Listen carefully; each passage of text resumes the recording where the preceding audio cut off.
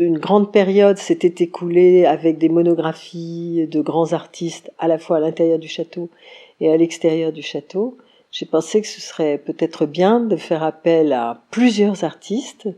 et j'avais l'idée d'ouvrir les bosquets grâce aux artistes contemporains. Au fil de nos discussions, il nous a semblé intéressant de demander son avis à Jean de Loisy, puis de travailler avec Jean de Loisy et avec le Palais de Tokyo, puisque c'était à la fois unir l'établissement patrimonial par excellence avec le lieu de l'audace contemporaine. Et c'est une rencontre formidable qui vient simplement de ce que l'on est persuadé que l'art d'hier et l'art d'aujourd'hui sont le même art et qu'il n'y a pas d'art ancien, comme disait Zara. Et donc nous nous sommes promenés un automne, il était déjà loin, l'hiver était très proche, et cette promenade nous a convaincus que faire une promenade qui montre la métamorphose de la nature à ce seuil étrange qui est le passage de l'automne à l'hiver serait passionnant. Je pensais qu'effectivement, pour définir ce voyage qui montre toutes les métamorphoses de la nature et de l'être humain, le raccorder à l'esprit de ce voyage d'hiver de Schubert,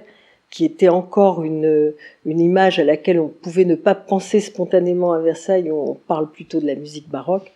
eh bien c'était une façon aussi de montrer que Versailles est très présent dans toutes les époques, et que Versailles faisait écho à tout l'imaginaire des écrivains, comme des musiciens, comme des artistes. Nous avons réfléchi au sens profond de l'organisation du château de Versailles. Or,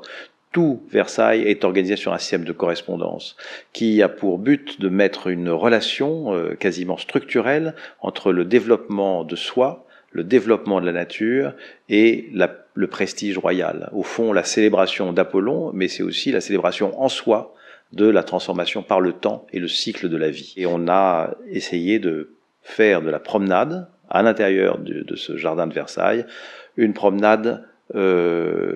formatrice, c'est-à-dire dans laquelle notre évolution personnelle, l'évolution de la nature et l'évolution de nos pensées avancent simultanément au fur et à mesure de la marche et vivre en 2 heures ce que les saisons successives de nos vies font vivre à une existence. Montrer que ces bosquets sont aussi beaux l'hiver, et j'en suis absolument convaincue. Je pense que les lumières grises de l'hiver dans ces bosquets donnent une sorte de mélancolie à ces bosquets qu'ils n'ont pas, évidemment, dans le soleil éclatant de l'été. Nous avons choisi des artistes de différents âges, des artistes très connus, des artistes inconnus ou à peine émergents, des artistes anciens, je crois que le plus ancien des artistes invités a 87 ans, des artistes très jeunes, je crois que le plus jeune a 26 ans, et ces artistes ensemble dialoguent avec les créations de Versailles, dialoguent avec la grande commande du XVIIIe siècle,